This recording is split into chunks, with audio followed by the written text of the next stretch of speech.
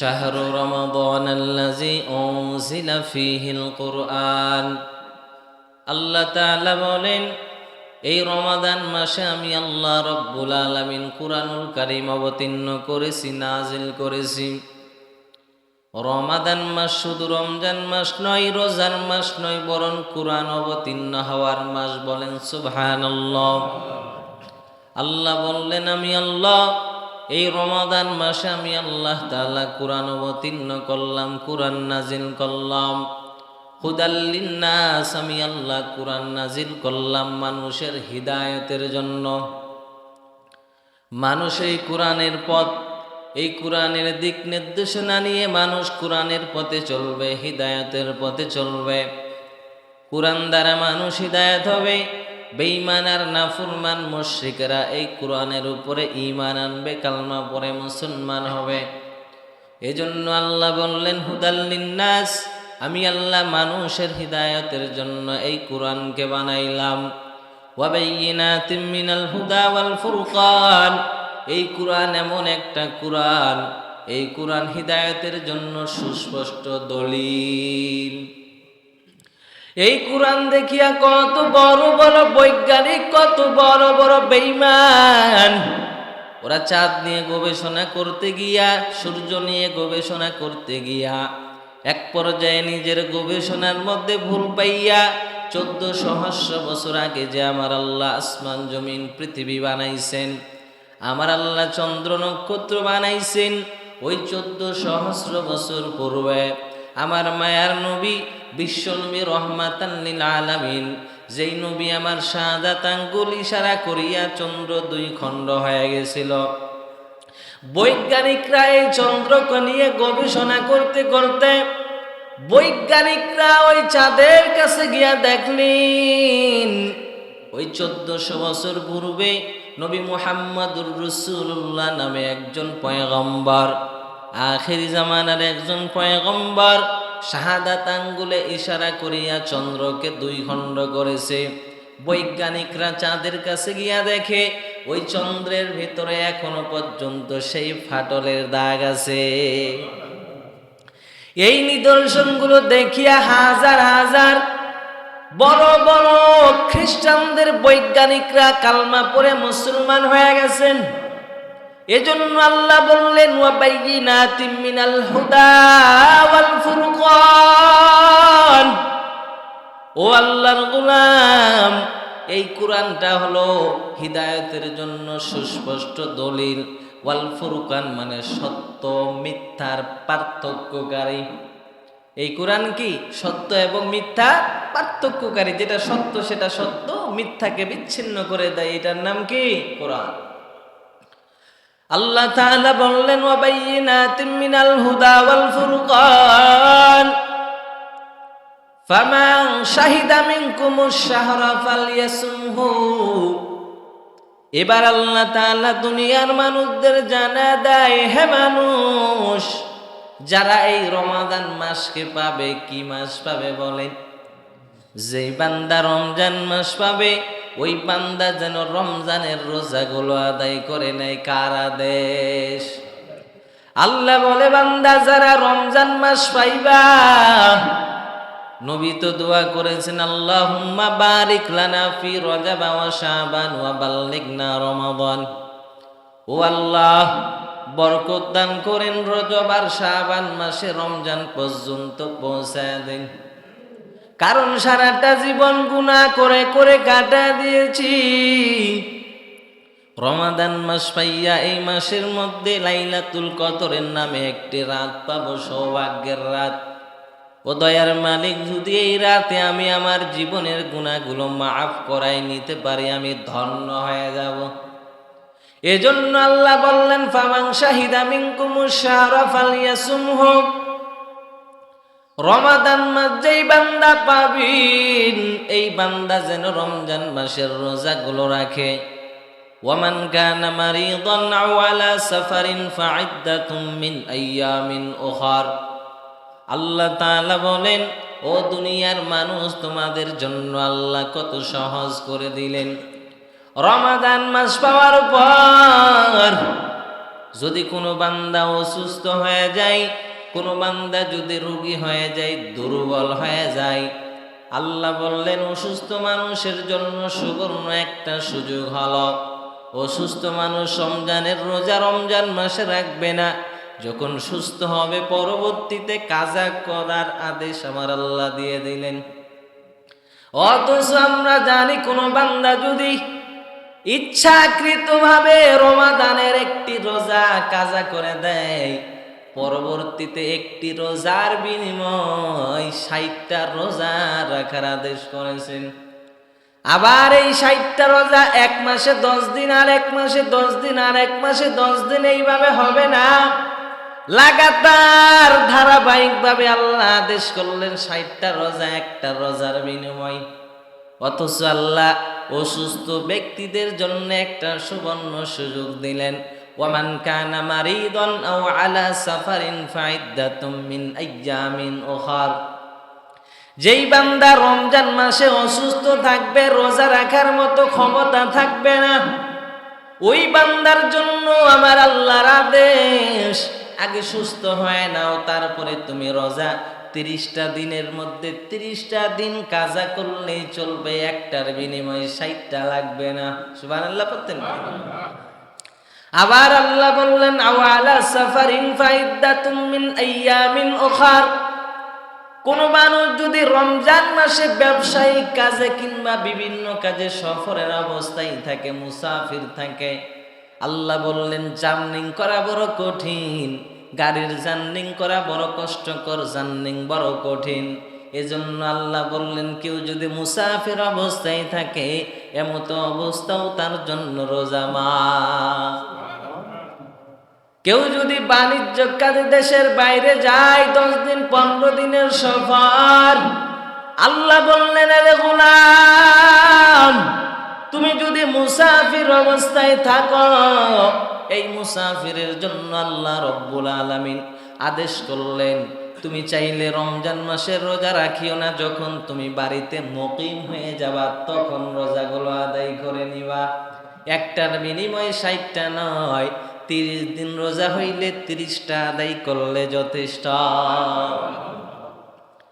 আল্লাহ তাআলা আবার বললেন ওয়ালিতুকবিলুল ইদ্দাহ ওয়ামান কানা মারিদান আও আলা সাফারিন ফাইদ্দাতুম মিন আইয়ামিন উখার ইউরিদুল্লাহু বিকুমুল ইসরা ওয়া লা ইউরিদু বিকুমুল উসরা। আল্লাহ তোমাদের জন্য ইসলামটারে কঠিন করে নাই, আল্লাহ তোমাদের জন্য ইসলাম ধর্ম কঠিন করে নাই।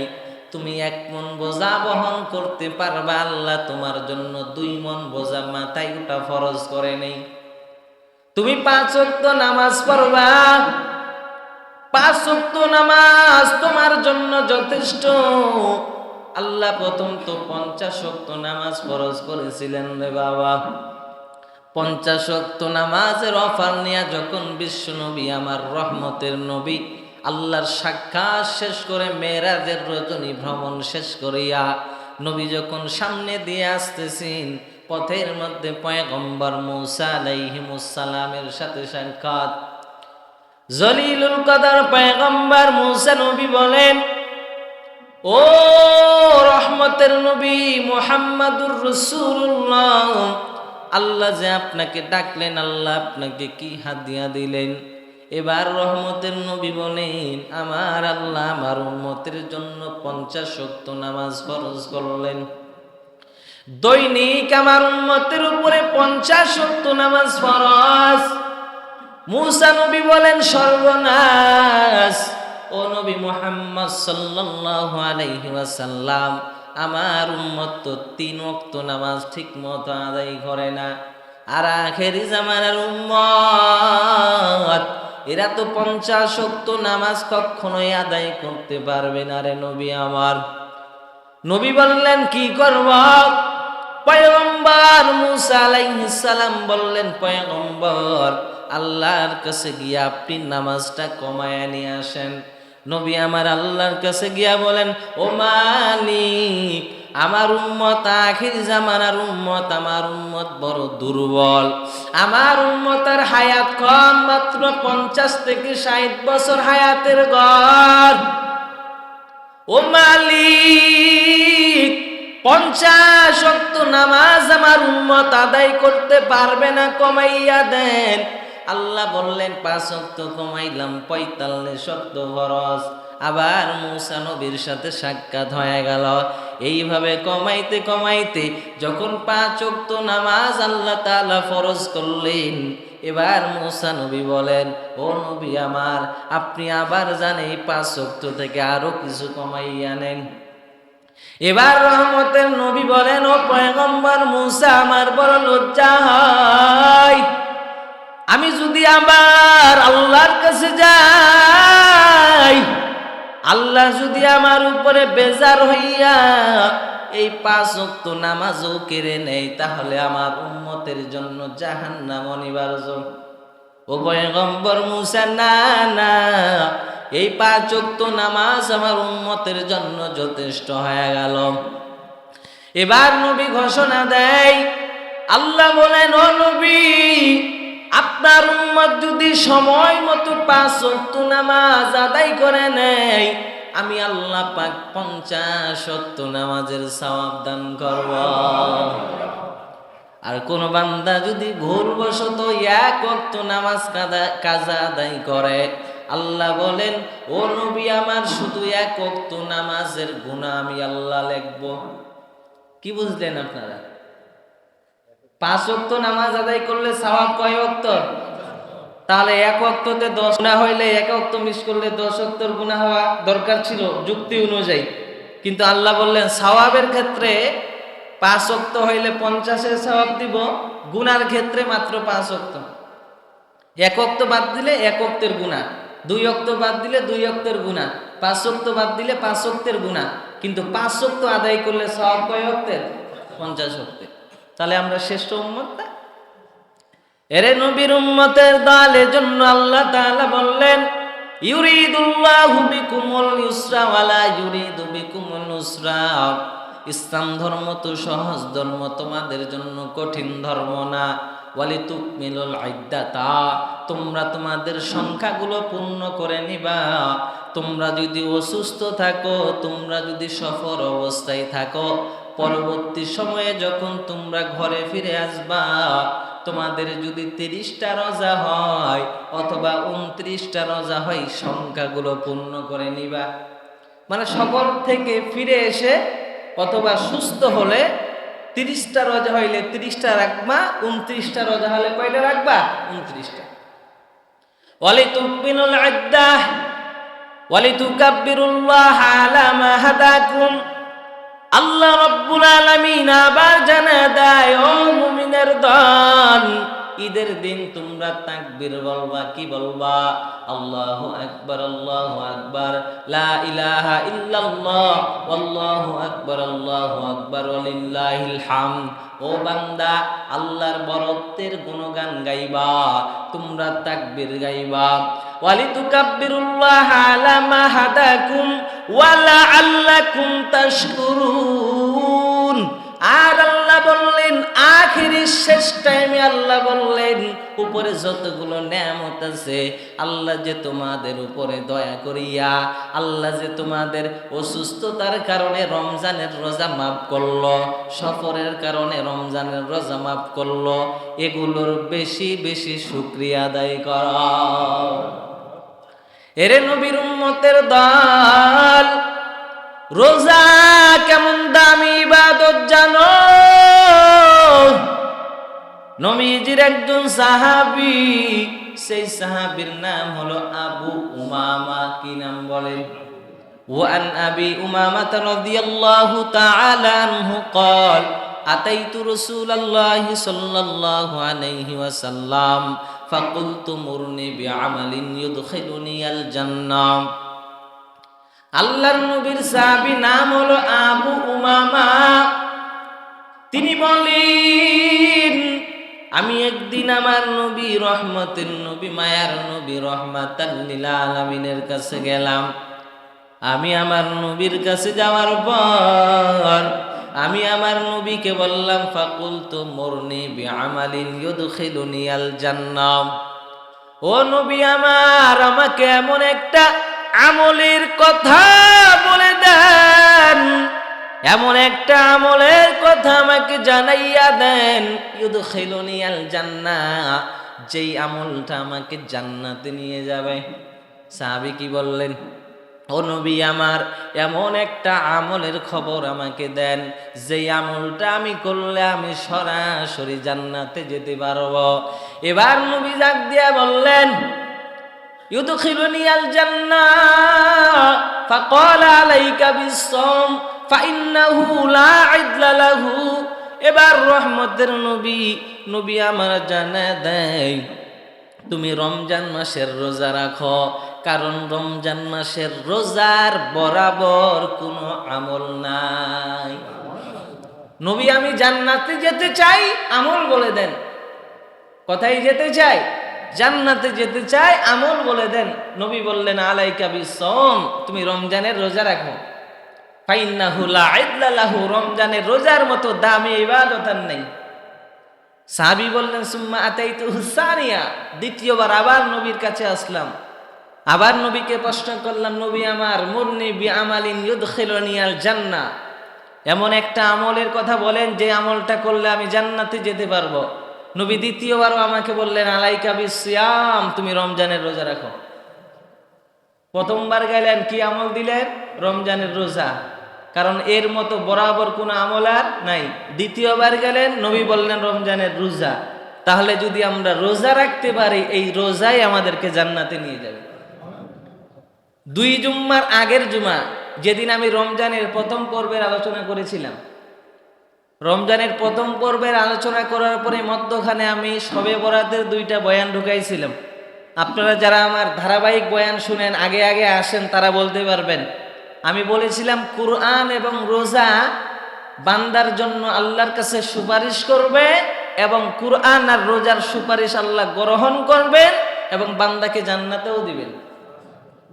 বলেছিলাম কিনা এমন একটা হাদিস মনে আছে আপনাদের?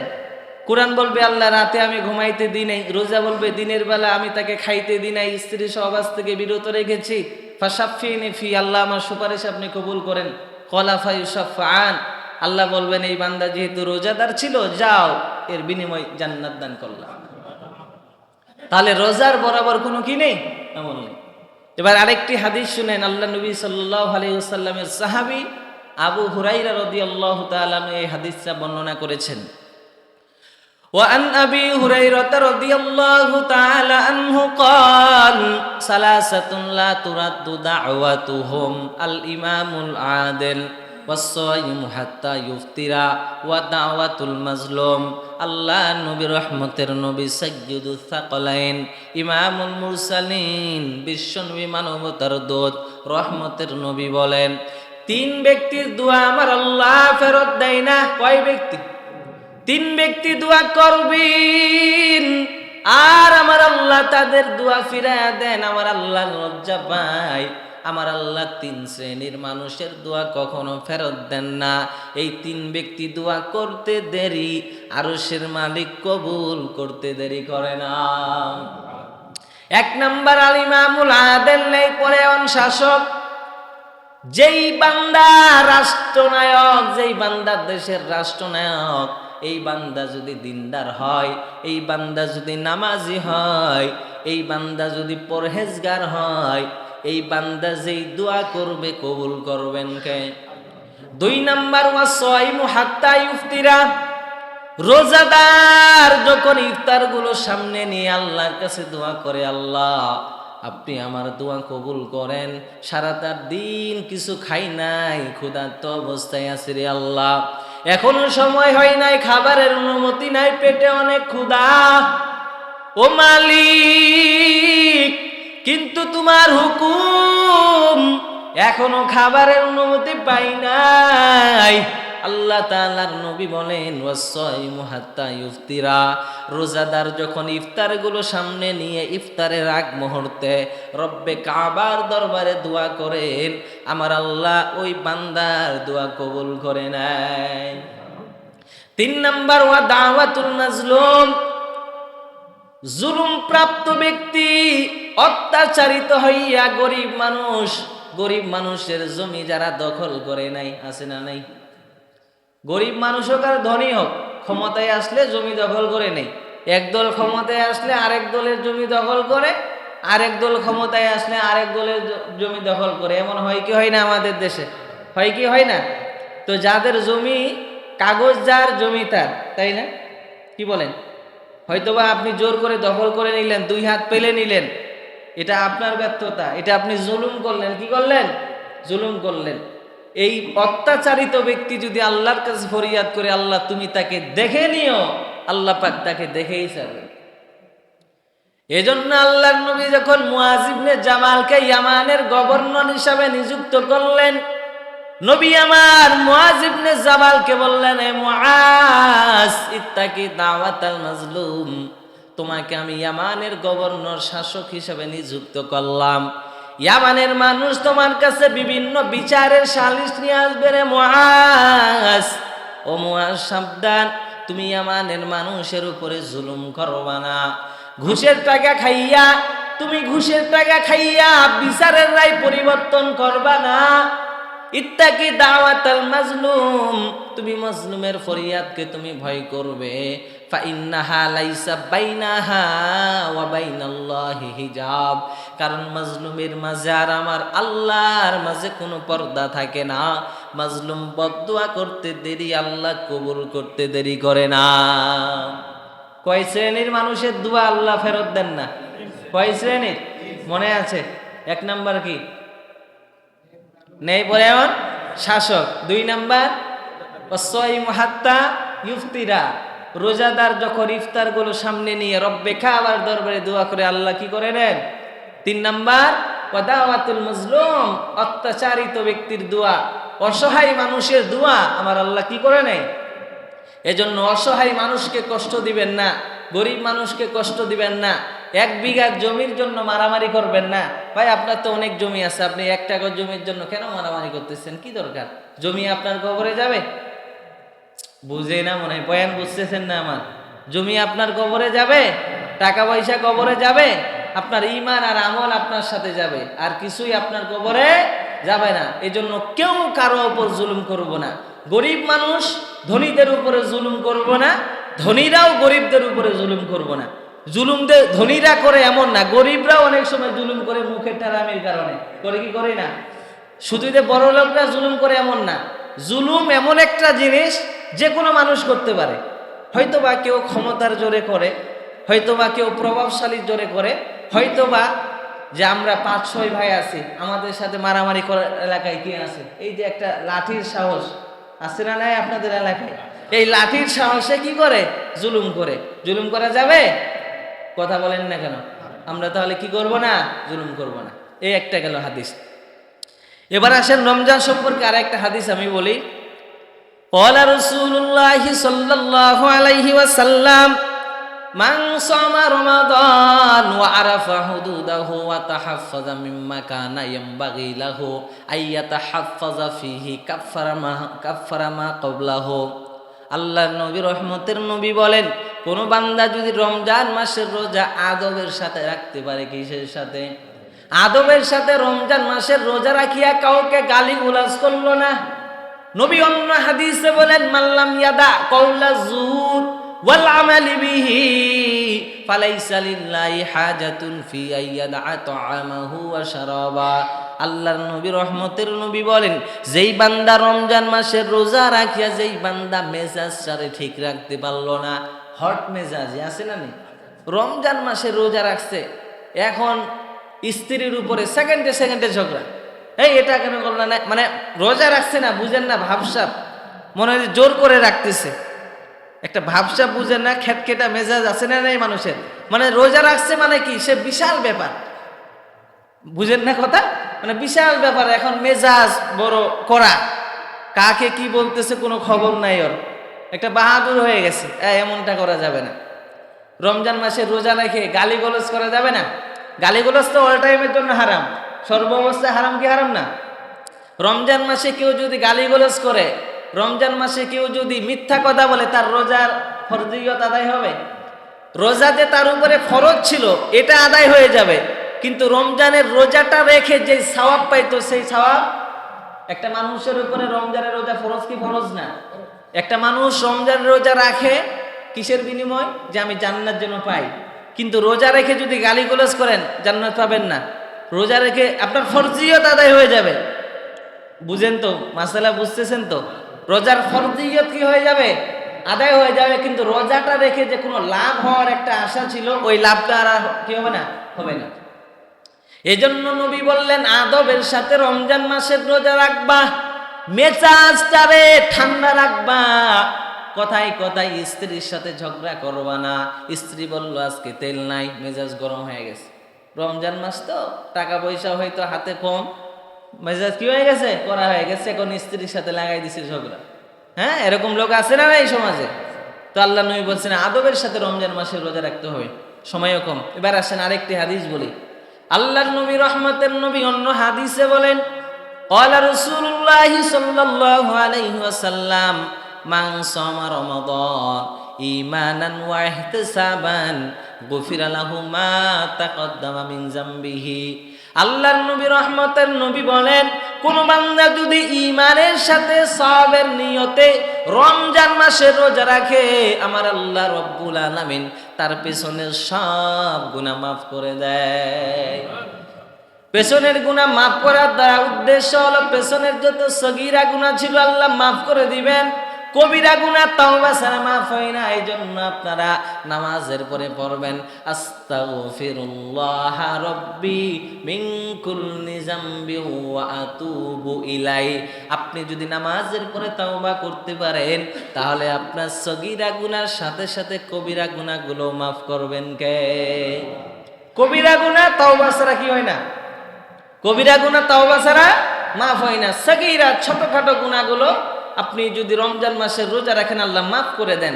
এজন্য আমরা কি শুধু ছোটখাটো গুনাহ করি, কবিরা গুনাহ করি না? বিড়ি খাই এ এলাকার মানুষ, বিড়ি খাননি? বিড়ি খাওয়া কি সুন্নত না মুস্তাহাব না ওয়াজিব? কথা বলেন না কেন? হারাম না? কি বলেন হারাম না? তো আপনি যে সিগারেট খাচ্ছেন, নামাজও পড়তেছেন, হারাম কাজও করতেছেন, আবার নামাজও পড়তেছেন, বরাবর হয়ে যাবে না? কি বুঝতেছেন? যাবে না, যাবে না, খাবেন না, খবরদার। জাহান্নামের আগুন খাচ্ছেন, খাবেন না এটা। এবার আসেন আরেকটি হাদিস, সময়ও নেই, 15 বাজে গেল। আরেকটি হাদিস বলে আজকের আলোচনা শেষ করব। আল্লাহর নবী সাহাবী আবু হুরায়রা রাদিয়াল্লাহু তাআলা আনহু একটি হাদিস বর্ণনা করেছেন। এই হাদিসের মধ্যে আছে, লম্বা হাদিস, যে উম্মতে মুহাম্মদীকে এমন 5টি বৈশিষ্ট্য দান করা হয়েছে যা পূর্বের কোনো উম্মতকে দান করা হয়নি। এই হাদিসটাই আমি আপনাদের সামনে বলি। وعن أبي هريرة رضي الله تعالى عنه قال قال رسول الله صلى الله عليه وسلم। আল্লাহর নবীর সাহাবী আবু হুরায়রার বর্ণনা, তিনি বলেন বিশ্ব নবী রাহমাতাল লিল আলামিন বলেন উতিয়াত উম্মতি খামসা খিসালিন ফি রমাদান লাম তুতাহা উম্মাতুন ক্বাবলাহুম। আল্লাহর নবী রহমতের নবী বলেন আমার উম্মতকে আমার আল্লাহ এমন 5টি বৈশিষ্ট্য রমজান মাসে দান করেছেন যা অন্য কোন উম্মতকে দান করা হয় নাই। 1 নাম্বার বৈশিষ্ট্য খুলুফু ফামিস সাইমি আতয়াবু ইনদাল্লাহি মিন রিহিল মিসকি। আল্লাহর নবী বলেন রোজাদারের মুখের দুর্গন্ধ আল্লাহর কাছে মিশকে আম্বরের চাইতে সুগন্ধিযুক্ত। 1 নাম্বার, রোজাদারের মুখের দুর্গন্ধ আল্লাহর কাছে কিসের মতো? মিশকে আম্বরের চাইতে আরো সুগন্ধিযুক্ত।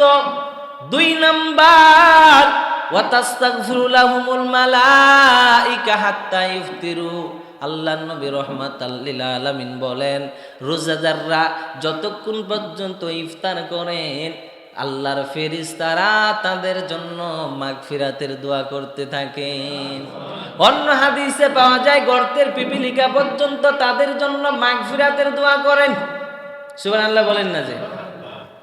এরে নবীর উম্মতের দল। 3 নাম্বার, ওয়া ইউযায়্যিনুল্লাহু আযজা ওয়া জাল্লা কুল্লা ইয়াউমিন জান্নাতাহু। আর আমার আল্লাহ তাআলা রমাদানের প্রতিটা দিন তার জান্নাতকে সুসজ্জিত করেন। সুম্মা ইয়াকুলু, আর বলতে থাকেন ইউশিকু ইবাদিয়া সালিহুন আইয়ুলকু আনহুমুল মাউনাতা ওয়াল আযা ওয়া ইয়াসিরু ইলাই।